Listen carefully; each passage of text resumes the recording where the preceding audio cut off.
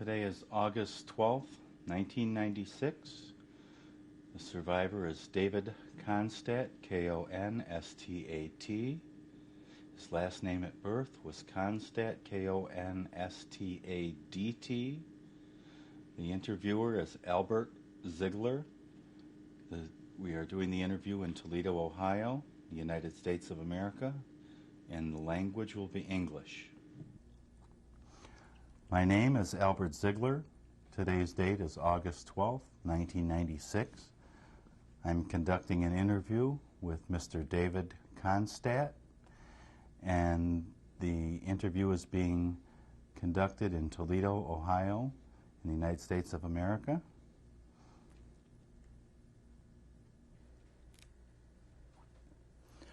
And what is your name?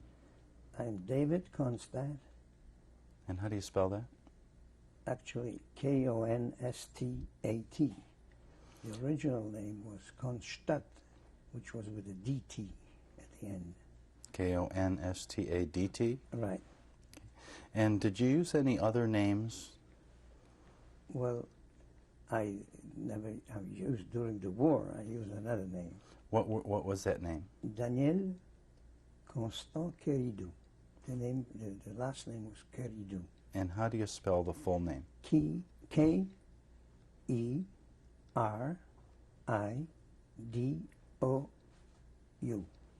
Okay. This is a name very common in Brittany, in French Brittany. And did you have a Hebrew name? My Hebrew name was David Ben-Mechul. And did you have any nicknames? Well, as a kid, they used to call me Dudziu, which is a diminutive of David in Polish. And what is your date of birth? This I have to tell you that I have two dates. I was born really the 22nd of January 1911. In those days, it was Russia. And since I was born a male, my father knew that one day I'll have to go to military service in Russia. And he didn't want to declare me because I would have gone when I was 18 years old, very young. So my father decided not to declare me right away. He waited until the 27th of September to declare me as born the 27th of September the same year. 1911. 1911, right. So my official date of birth is 1911, 27th of September. And what is your age? My age is, I'm 85 years old. And what city and country were you born in? I was born in a city in Poland, the second city in Poland by the name of Lodz, which during the war was transformed to General von Litzmannstadt. It was a German name. And I was born there in Lodz. And how do you spell Lodz? L-O-D-Z. And at the time of your birth, was that Poland? No, it was Russia. Russia. Can you tell me a little bit about your early childhood? Well, I was the youngest son of four sons. My father had before me three sons. I was the fourth one. He wanted very much to have a girl. Unfortunately for him, I was born a boy. But they used to keep me wearing a little dress till I was about 3 years old, until I got very wise. I said, I don't want to wear that dress anymore. Later on, I will show you a picture of how I looked like a girl. What were the names of your parents? My father's name was Michael Konstat, with a D-T, of course, and my mother's name was Esther Markovich. And how do you spell that? Markovich, M-A-R-K-O-W-I-C-Z.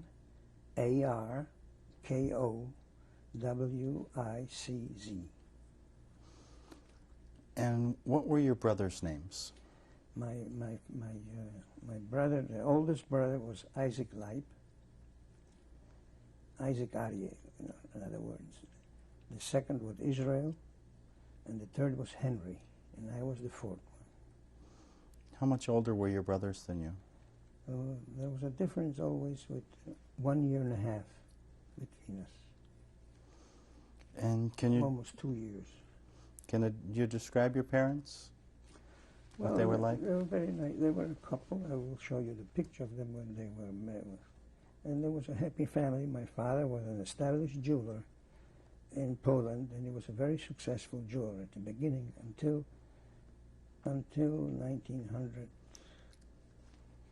Well, I would say maybe 1919 or something like that. And then he changed his profession. He became a textile manufacturer, and he lost his fortune. He became poor. And this was the history. But we were a nice family. And can you describe your mother? My mother was a very religious woman. Her parents were, they were Markoviches. They used to call this a felcher. In other words, he was like a doctor. But in those days, he had a diploma. It was in Russia. They had, I don't know how they call this kind of profession in this country. But he was a doctor. He used to prescribe medicines and all that kind of stuff. But he had no title as doctor. It was in Russia they used that kind of medicine man, whatever. What was Lodz like? Lodz was the second city in Poland. The city was created, Lodz had no industries. So the Russians wanted to introduce an industry, which was a textile industry. And so they brought over from Germany, and the Germans established the industry. The most known one was Scheibler and Grohmann. It was a big firm. They came from Germany, and also another guy by the name of Baron von Kunitzer, Heinzel and Kunitzer. And they established a textile industry. Of course, when they established that industry, little by little, the Jewish population in Lodz started to do the same thing, but on a very small scale. And that's how the textile industry started flourishing in that city, Lodz. Now, the population of Lodz was 40% German, 40% Jewish, and 20% Polish and other nationalities, whatever. And this is how we use the language. German was practically the language we used to use as kids. What was school like for you in Poland? School? Mm-hmm. Well, I used to attend the German school. Well, I was young, and in those days, first of all, I went to a Freiburgschule. It was like a kindergarten in those days. And then I attended a Hebrew school. There was a Hebrew teacher who used to teach us Hebrew and Yiddish. And besides that, my grandfather used to teach us Hebrew and also to pray. He was the only one who used to be our teacher. My grandfather on my father's side. In the German school, what were your experiences like with the non-Jews? There was no, in those days we didn't, there was no difference. I mean, we used to play with the German kids like we were Germans ourselves, and they were nice. I mean, in those days there was not such a difference. What was religious life like in Lodz at the time? It was a very religious town, religious country. We had, like any other, we used to belong to a synagogue, which was the main temple, and there was Hasidim also. Hasidim, the Gerer Hasidim, the Alexander Hasidim, they used to fight among each other, but this was local things. And this was almost, but life was interesting in those days. Well, for us, at least kids, we didn't take part of it, but it wasn't bad at all. Did you have a bar mitzvah? No, never. My bar mitzvah consisted, and I was 13 years old. My grandfather took me to a shul, not to the main shul, to a little shtibel, they call it. And I got a mitzvah, and they drank from a bottle, in those days it wasn't whiskey, they drank alcohol, l'chaim, and this was my bar mitzvah. And I had a aliyah, that's all, this was my bar mitzvah. And how long did you stay in Lodz? I stayed since I was born till 1926. So, I was almost 15 years old, 14 or 15. was there anti-Semitism in Lodz? Oh, terrible anti-Semitism, because when Poland became country, Poland didn't exist before when I was born, but it became a country in 1920. And this is how trouble started, because the Poles took over the city, and they were very nasty to us Jews, terribly. I mean, Jews in those days couldn't attend universities.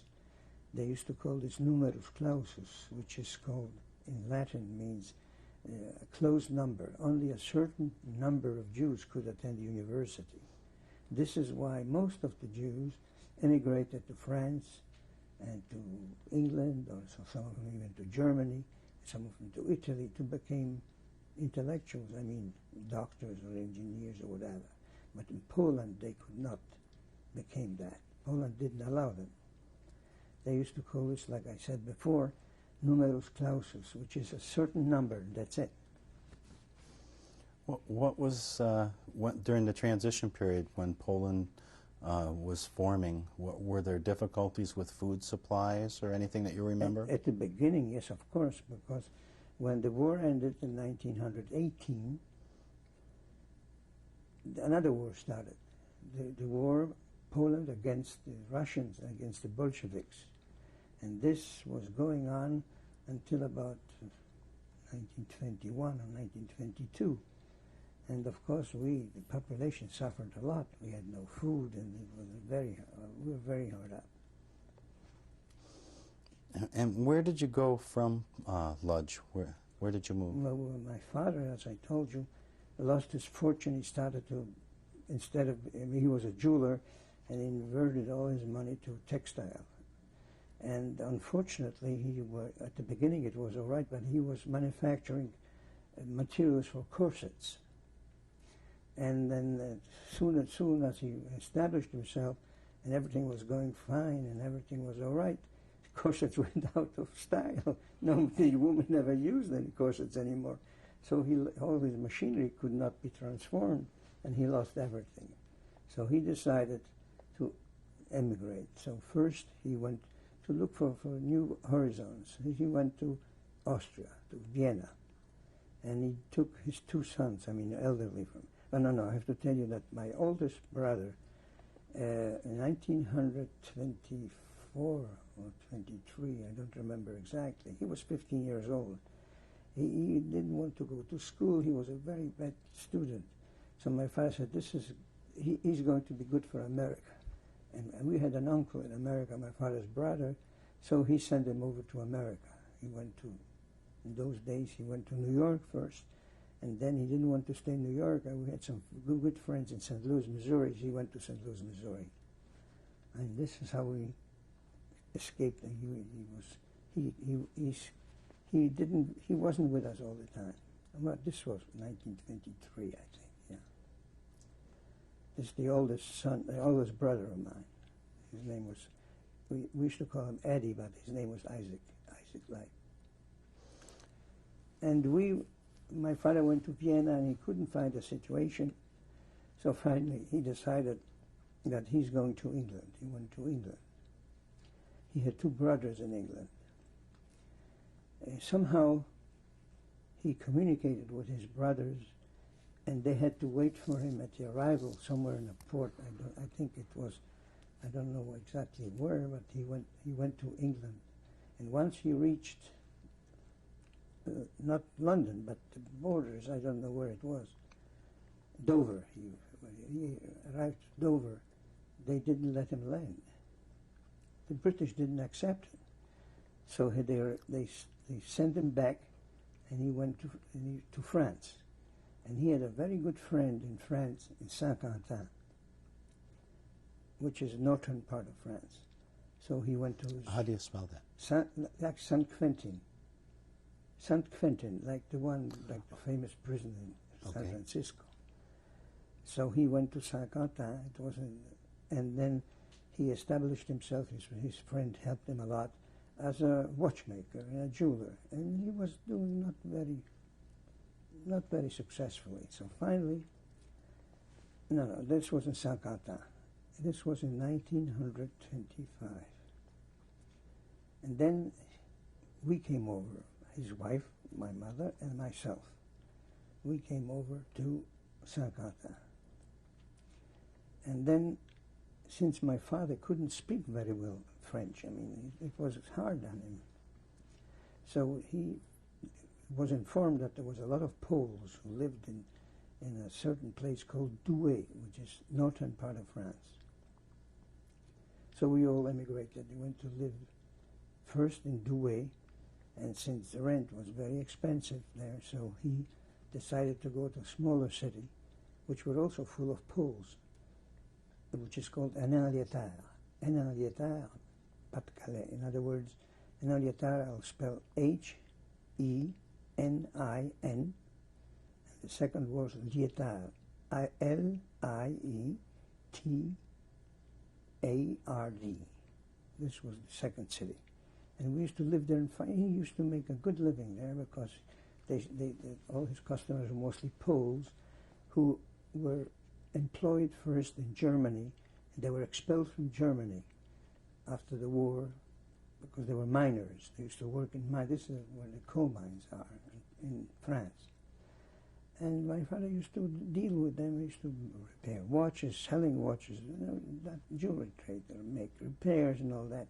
That's how we learned the trade, all of us. My brothers and myself became also jewelers and watchmakers. That's how it started. And this is the story about my youth, more or less. Where were your two brothers? You said you and your mother went there. But did your two brothers go with you? No, my two brothers went with my father first to Saint-Quentin.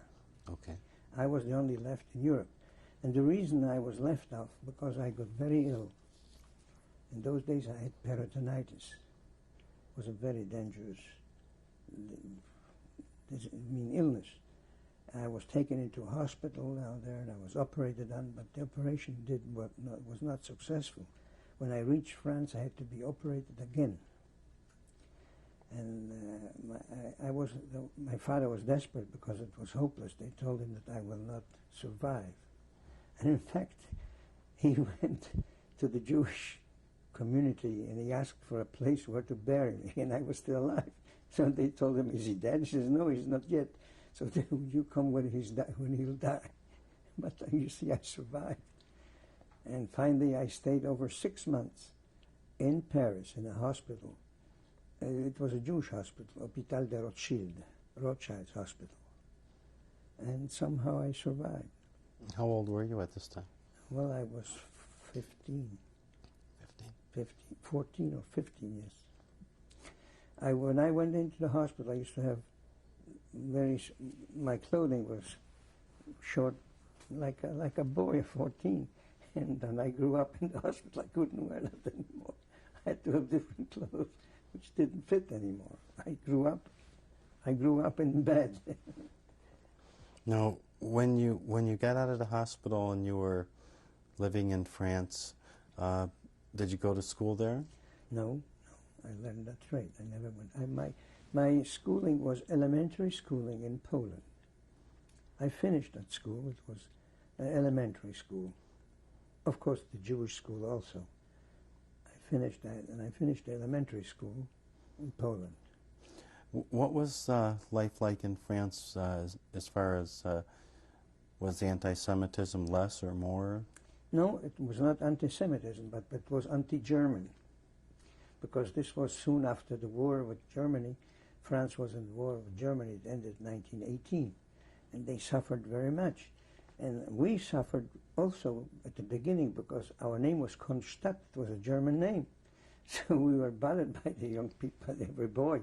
They used to call us Germans. So we took the D off and we became Konstat. This is the origin of Konstat. Mm-hmm. Our original name was Konstat, which was a German name.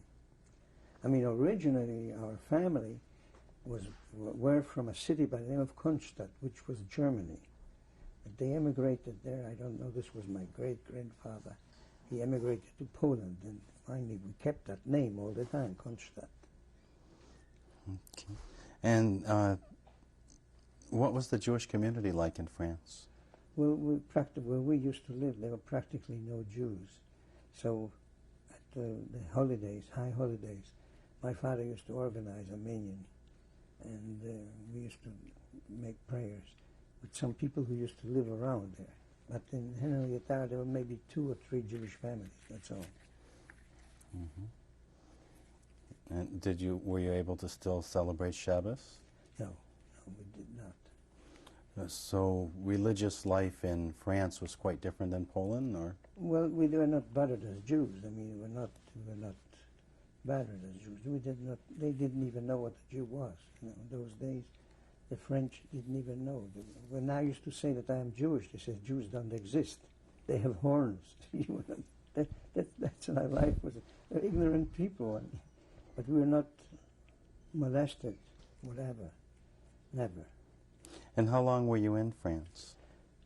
So this was until this was 1928. Yes, 1928. Since we used to live in Analiatar, this was not far away from the Belgian border. And my father used to be a heavy smoker.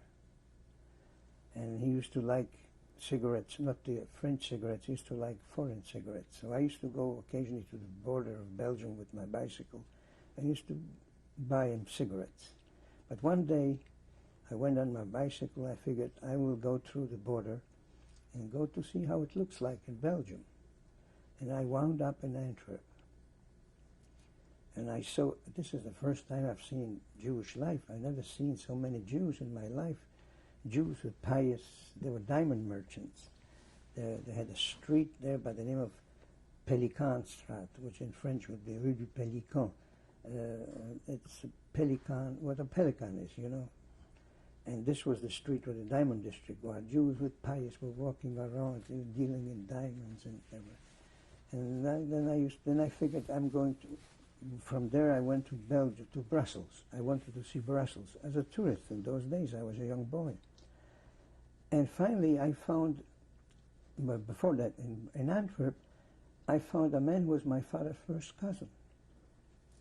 And he told me, go back to wherever you came from and tell your father to come over. He is a Jewish life and all that kind of stuff.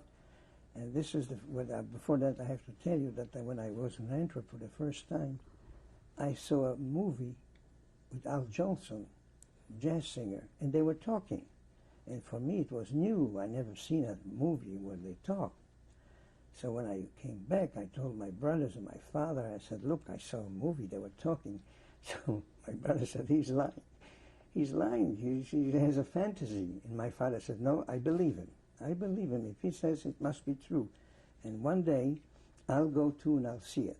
And finally, this was about 2 or 3 months later, he said, all right, let's go. You tell me how to get through the border, because we had no papers. I mean, I was a Polish citizen in those days. Poland was very, I mean, who would receive a Pole? The Belgians did not receive any, nobody. And besides, we had no passport and everything, nothing. So I took my father to a city, which was half the city was Belgian and half the city was French.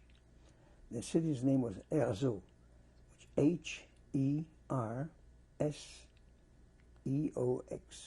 This was the border town. Sundays usually, the people used to go to church. The church was on the Belgian side. So people used to cross the border, I mean, with no difficulties. And once we reached the other side, we took a train and another train later on from Lille, and then we went to Brussels, and with no difficulties. When my father came to Belgium and he saw that Jewish life over there, he came back and he said, I don't want to die among Goyim. He sold everything he possessed, whatever, and we moved to Antwerp. Also, by the way, which I'll tell you how to go, because we didn't have no papers to get into Belgium. 3 months later, he died. And when he died, since he said that he doesn't want to die among Goyim, we had to bury him in Holland. Then you'll ask me, why in Holland if he died in Antwerp? In Antwerp, there's no Jewish cemetery. It's an old law in Belgium. When the Jews apply to make a cemetery for themselves, the Belgian king in those days was Leopold II, and he said, you live among us, you make a living with us, and when you're dead you don't stay with us? This is not fair. He never gave a permit to make a Jew. Up to this date, there is no Jewish cemetery in Belgium. There is some kind of a separation, you know, but according to our laws, we have to have a special cemetery. I mean, it has to be sanctified and all that kind of stuff, which is not done in Belgium. So we took him over the border to Holland, and there is some kind of an agreement among the Belgian Jewish community and the Dutch community in Holland that they used to receive the corpse of all deceased people. And there's two Jewish cemeteries just across the border. The border town is called Putte, Holland's Putte. It's P-U-T-T-E, Putte. Until this day, there is no Jewish cemetery in Belgium. This was in 1929. When my father died in 1929, of course, my mother was left, my two brothers.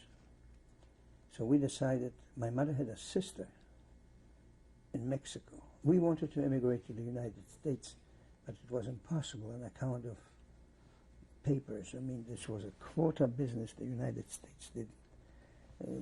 This was, I mean, it was impossible to get a visa. So we decided, with the help of my aunt, that we should emigrate to Mexico first. And maybe from Mexico there'll be some kind of a possibility to go to the United States. This was our aim. So my two brothers went first. They went to Mexico. When they arrived to Mexico, they didn't like it very much. This was 1930. And they wrote us that they want to come back, but they didn't have any money. So my brother, the eldest brother, was start working, and my other brother was a jeweler. I tell you, was working also, but they didn't have enough money. This was in 1930, right? This is the end of tape number 1.